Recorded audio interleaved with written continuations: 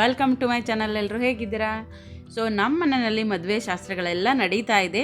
But ಇವತ್ತಿನ ವಿಡಿಯೋದಲ್ಲಿ ನಾನು ಹಲ್ದಿ, ಮೆಹಂದಿ, ಸಮಾರಾಧನೆ, ಆಮೇಲೆ ಗ್ರೂಮ್ ಟು ಬಿ ಇದೆಲ್ಲ ಇರುವಂತಹ ವಿಡಿಯೋ ಇದು.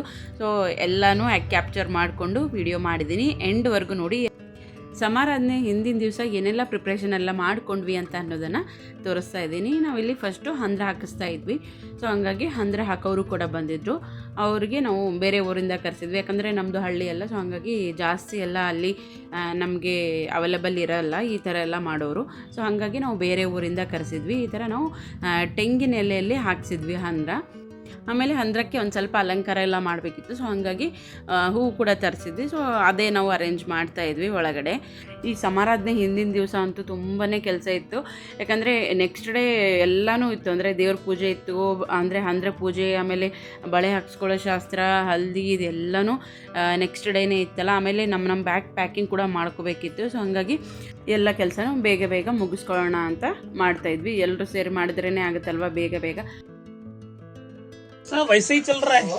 हम लोग ऐसे बैठे हैं, कोई चाय का बंदोबस्त नहीं, कुछ भी नहीं है. कुछ भी नहीं है.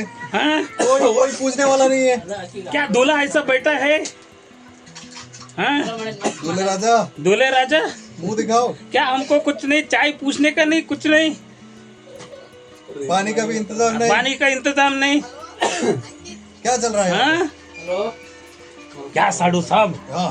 लगाइए अपनी बीवी को फोन. चलो लगाते बड़े साधु साहब को.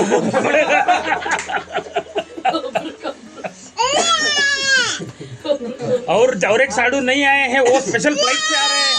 हमको बोला बस से आने के लिए. वाह, ये बेइज्जती होगी. बेइज्जती हो गई. अगली बार चल के आना पड़ेगा. ಆಮೇಲೆ ಈ ಕಡೆ ಒಂದು ಸ್ವಲ್ಪ ನಮ್ಮ ತಮ್ಮನಿಗೆ ಕಾಡಿಸ್ತಾ ಇದ್ರು, ನನ್ನ ಹಸ್ಬೆಂಡು ಆಮೇಲೆ ನಮ್ಮ ಜೀಜು ಇಬ್ಬರು ಸೇರಿಕೊಂಡು ಅವನಿಗೆ ಒಂದು ಸ್ವಲ್ಪ ಕಾಡಿಸ್ತಾ ಇದ್ರು. ಸೊ ಆಮೇಲೆ ನಾವು ರಾತ್ರಿ ಉಳಿದಿರುವಂಥ ಪ್ರಿಪ್ರೇಷನ್ ಇನ್ನೂ ಬಾಕಿ ಇತ್ತು. ಯಾಕಂದರೆ ಮದುವೆ ಕೆಲಸ ಅಂದ್ರೇ ಹಾಗೆ, ಮದುವೆ ಮುಗಿಯೋವರೆಗೂ ಕೆಲಸನೇ ಮುಗಿಯೋಲ್ಲ. ಸೊ ಹಾಗಾಗಿ ಕೆಲಸ ಮಾಡ್ತಾನೇ ಇದ್ವಿ. ನಾವು ಇಲ್ಲಿ ಬೆಂಗಳೂರಿಂದ ಎಷ್ಟೇ ಪ್ರಿಪೇರ್ ಹೋದರೂ ಅಲ್ಲಿ ಹೋದ್ಮೇಲೆ ಮಾಡುವಂಥ ಕೆಲಸಗಳು ಇನ್ನೂ ತುಂಬ ಜಾಸ್ತಿ ಇತ್ತಲ್ಲ. ಸೊ ಹಾಗಾಗಿ ದಿನ ಒಂದೊಂದು ಮಾಡಿದ್ರೂ ಮುಗಿತಾನೇ ಇರಲಿಲ್ಲ ಕೆಲಸ. ಹಾಗೇ ಮಾಡ್ತಾಯಿದ್ವಿ. ನೋಡಿ, ಈ ಕಡೆ ನಾನು ನಮ್ಮ ಅಕ್ಕ ಸೇರಿಕೊಂಡು ಈ ಹುಡುಗಿ ಕೊಡುವಂತಹ ಟ್ರೇ ಅದೆಲ್ಲನೂ ರೆಡಿ ಮಾಡ್ತಾಯಿದ್ವಿ. ಅಂದರೆ ಇದರಲ್ಲಿ ಅವಳಿಗೆ ಸೀರೆ ಅದು ಏನಾದರೂ ಇಟ್ಟು ಕೊಡೋಕ್ಕೆ ಬರುತ್ತೆ ಅಂತ ಒಂದು ಟ್ರೇಯನ್ನು ರೆಡಿ ಮಾಡಿದ್ವಿ. ಆಮೇಲೆ ಸೇರು ಕೂಡ ರೆಡಿ ಮಾಡಿದ್ವಿ. ಆಮೇಲೆ ಮರದ ಬಾಗಿಣ ಮಾಡೋದಿತ್ತು. ಸೊ ಈ ಥರದ್ದೆಲ್ಲ ಚಿಕ್ಕ ಪುಟ್ಟ ಕೆಲಸಗಳೆಲ್ಲ ಇತ್ತು.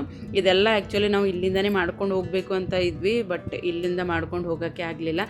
ಶಾಪಿಂಗ್ ಅಂತ ಅದರಲ್ಲೇ ಟೈಮ್ ಹೋಯಿತು. ಸೊ ಹಾಗಾಗಿ ಅಲ್ಲಿ ಹೋದ್ಮೇಲೆ ಮಾಡ್ತಾಯಿದ್ದೀವಿ.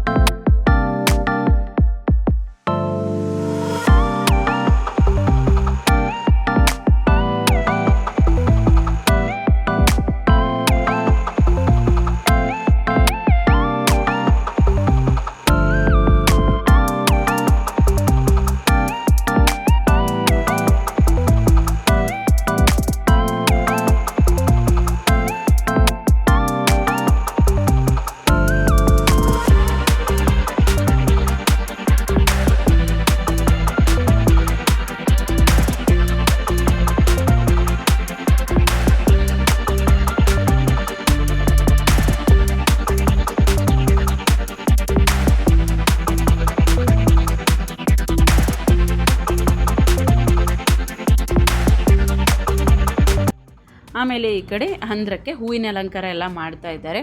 ಯಾಕಂದರೆ ರಾತ್ರಿನೇ ಮಾಡಿಟ್ಕೊಂಡ್ರೆ ಬೆಟ್ರ್ ಅಲ್ವಾ. ನೆಕ್ಸ್ಟ್ ಡೇ ಅಂತ ಅಂದರೆ ಎಲ್ಲ ಶಾಸ್ತ್ರಗಳೆಲ್ಲ ಬೇಗನೆ, ಅಂದರೆ ಬೆಳಗ್ಗೆ ಬೇಗನೆ ಶುರು ಆಗೋದಿತ್ತು. ಒಂದು 7ರಿಂದ 8 ಗಂಟೆ ಒಳಗಡೆ ಶುರು ಮಾಡಬೇಕು ಅಂತ ಅಂದ್ಕೊಂಡಿದ್ವಿ. ಯಾಕಂದರೆ ಸಮಾರಾಧನೆ ಇತ್ತಲ್ಲ, ಸಮಾರಾಧನೆ ದಿವಸನೇ ನಾವು ಬೆಳಗ್ಗೆ ಹಲ್ದಿ ಮಾಡೋಣ ಅಂತ ಪ್ಲ್ಯಾನ್ ಮಾಡ್ಕೊಂಡಿದ್ವಿ.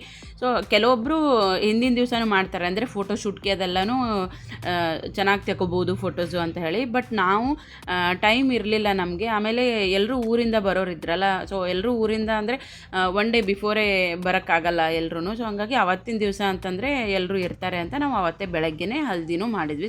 ಆಮೇಲೆ ನೆಕ್ಸ್ಟ್ ಡೇ ಅಡುಗೆಗೆ ಎಲ್ಲ ಸಾಮಾನೆಲ್ಲನೂ ಕೊಡಬೇಕಿತ್ತು. ಸೊ ಹಾಗಾಗಿ ನಾನು ನಮ್ಮ ಅಕ್ಕ ಸೇರಿಕೊಂಡು ಅವ್ರಿಗೆಲ್ಲ ಸಾಮಾನು ಕೊಡ್ತಾಯಿದ್ವಿ. ಆಮೇಲೆ ಇವ್ರು ನೋಡಿ ತಲೆಬಾಗಿಲಿಗೆ ಇನ್ನೊಂದು ಸ್ವಲ್ಪ ಕೆಲಸ ಬಾಕಿ ಉಳಿದಿತ್ತು. ಸೊ ಅದನ್ನು ಕೂಡ ಮಾಡಿಬಿಡೋಣ ಅಂತ ಮಾಡ್ತಾ ಇದ್ದಾರೆ. ಸೊ ಇವನು ನಮ್ಮ ಕಾಕನ ಮಗ ಅಂತ ಹೇಳ್ದಲ್ಲ, ಸೊ ತುಂಬಾ ಕೆಲಸ ಮಾಡ್ದ ಇವನು ಮದುವೆಯಲ್ಲಿ. ಸೊ ಇವಾಗ ನೆಕ್ಸ್ಟ್ ಡೇ ವಿಡಿಯೋನೇ ಕಂಟಿನ್ಯೂ ಆಗ್ತಾಯಿದೆ. ಹಲ್ದಿ ವಿಡಿಯೋ ಇದು. ನಾವು ಎಲ್ಲ ಶಾಸ್ತ್ರನೂ ನಮ್ಮೂರಲ್ಲೇ ಮಾಡಿದ್ರು, ಬಟ್ ನಮಗೆ ಎಲ್ಲ ಮಾಡಬೇಕಂತ ಇತ್ತು. ಹಲ್ದಿ ಆಗಿರ್ಬೋದು, ಮೆಹಂದಿ, ಆಮೇಲೆ ಗ್ರೂಮ್ ಟು ಬಿ, ಸೊ ಇದೆಲ್ಲನೂ ಮಾಡಬೇಕಂತ ಇತ್ತು. ಸೊ ಸಕ್ಸಸ್ಫುಲಿ ಎಲ್ಲನೂ ಚೆನ್ನಾಗಿ ಮಾಡಿದ್ವಿ ಫಂಕ್ಷನ್ಸು. ಆದಷ್ಟು ತಕ್ಕ ಮಟ್ಟಿಗೆ ಚೆನ್ನಾಗಿ ಮಾಡಿದ್ವಿ ಅಂತ ಅಂದ್ಕೊಂಡಿದ್ದೀವಿ. ಈ ಕಡೆ ನೋಡಿ ನಮ್ಮ ಬಚ್ಚ ಪಾಟಿ ಜೊತೆಗೆ ಒಂದು ಫೋಟೋ ಆಯಿತು.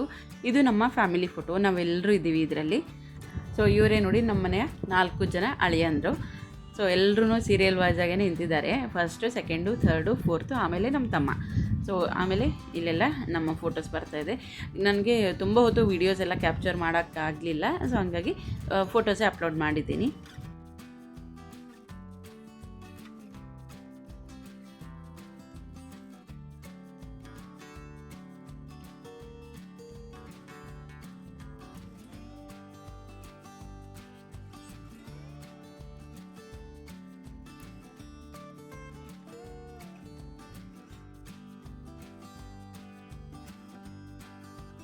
ನಾವು ಹಲ್ದಿ ಆಮೇಲೆ ಸುರ್ಗಿ ಇದೆಲ್ಲ ಮುಗಿದ ಮೇಲೆ ಸಮಾರಾಧನೆ ಕೆಲಸ ಶುರು ಮಾಡ್ಕೊಂಡ್ವಿ. ಅಂದರೆ ಬೀಸಕಲ್ ಪೂಜಾ, ಒಳಕಲ್ ಪೂಜಾ ಅದೆಲ್ಲನೂ ಮಾಡೋದಿರ್ತದೆ. ಸೊ ಅದೆಲ್ಲ ಶಾಸ್ತ್ರನೂ ಮಾಡ್ತಾಯಿದ್ವಿ.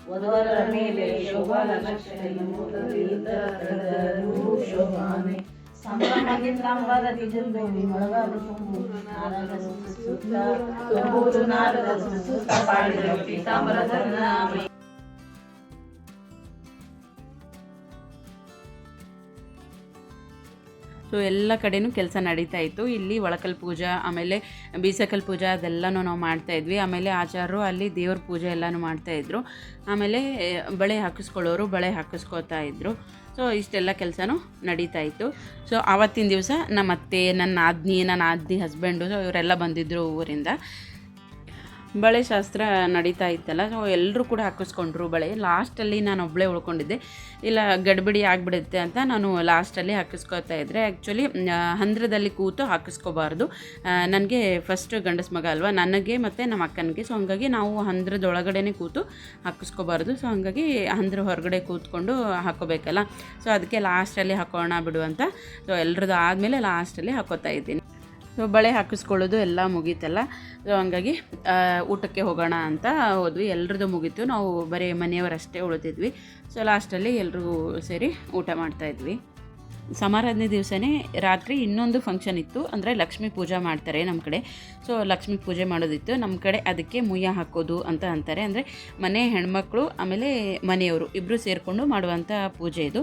ಸೊ ಹಂಗಾಗಿ ಎಲ್ಲ ಊಟ ಅದೆಲ್ಲ ಮುಗಿಸ್ಕೊಂಡು 1-2 ಅವರ್ ಗ್ಯಾಪ್ ತೊಗೊಂಡು ರಾತ್ರಿಗೆ ಮುಯ್ಯ ಹಾಕೋದು. ಅಂದರೆ ನಾವು ಮನೆ ಹೆಣ್ಮಕ್ಳು ಏನಿರ್ತೀವಲ್ಲ, ಮನೆ ಹೊರಗಡೆ ನಿಂತ್ಕೊಂಡು ದೇವರ ಹಾಡ ಹಾಡಬೇಕು.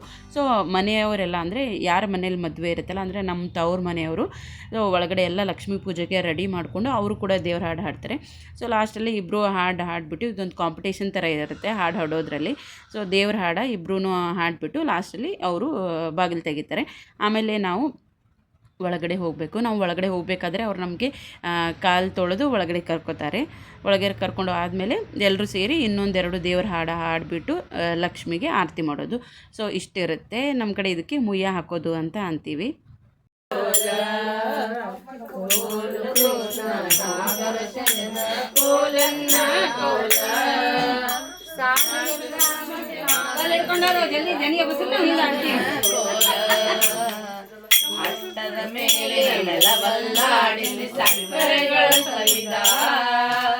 ಮಕ್ಕಳ ಮನೆಗೆ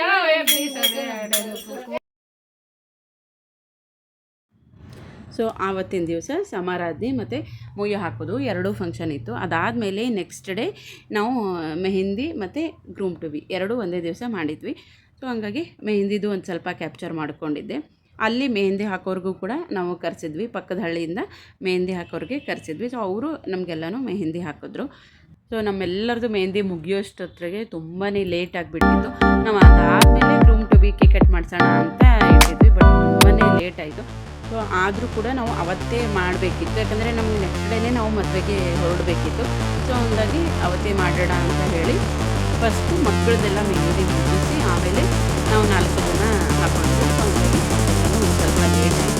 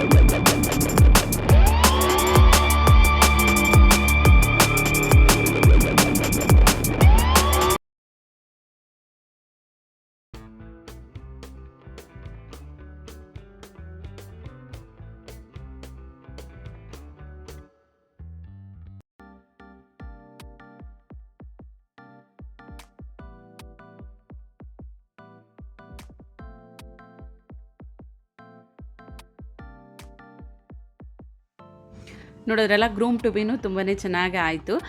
ಸೊ ಇದಾಗಿತ್ತು ಇವತ್ತಿನ ವಿಡಿಯೋ ನಿಮಗೆಲ್ಲ ಇಷ್ಟ ಆಗ್ತಾ ಇದ್ದರೆ ಪ್ಲೀಸ್ ಲೈಕ್ ಮಾಡೋದನ್ನು ಮಾತ್ರ ಮರಿಬೇಡಿ. ಆಮೇಲೆ ಚಾನಲ್ಗೆ ಸಬ್ಸ್ಕ್ರೈಬ್ ಮಾಡ್ಕೊಳ್ಳಿ. ವಿಡಿಯೋನ ಎಂಡ್ವರೆಗೂ ನೋಡೋದಕ್ಕೆ ಥ್ಯಾಂಕ್ ಯು. ಸಿಗ್ತೀನಿ ಮತ್ತೊಂದು ವಿಡಿಯೋ ಜೊತೆಗೆ.